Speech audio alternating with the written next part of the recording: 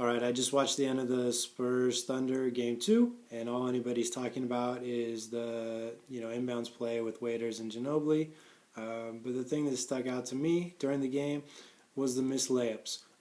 Obviously, NBA level, there's probably a lot of contact on a lot of the shots and so forth. But after the incident on the inbounds play, Spurs got the ball. They started with a 3-on-1 fast break. Made a kind of a lob pass that turned it more into a 3-on-2 or a 3-on-3 situation, and ended up with the Patty Mills shot in the corner.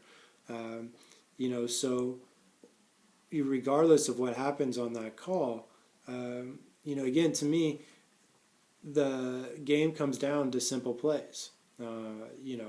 Layups, executing in a transition situation. Fouling a three-point shooter potentially could have cost the game for the Thunder. And these are things that determine games at an NBA level. But then when you go to a under 10 game or under 12 game, and you listen to the parents and the coaches, you would think that these are things that an under 10 or an under 12 player never should make a mistake. Should never commit a turnover, take a bad shot, or miss a layup. So on and so forth.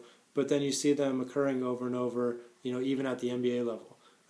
So I think that's something that we need to take into consideration, that even the highest level professionals make mistakes. They miss layups. They don't take advantage of transition situations. And so, of course, it's going to happen in youth basketball. And so to yell at players and create this atmosphere of fear because these mistakes happen, I think hurts the game and hurts the players, and creates a less enjoyable experience for them. Instead, we need to practice these situations even more. I know some teams that rarely ever practice layups, or they rarely ever practice transition situations. Well, of course they're going to struggle in a youth basketball game when you don't practice something, especially practicing it in game situations.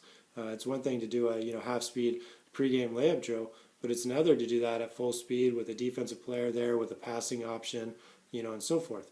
I think these are the basic things, but these are the things that more and more they're the smallest details are the ones that determine games. And those typically are the layups, finishing fast break situations, being able to defend, things like this.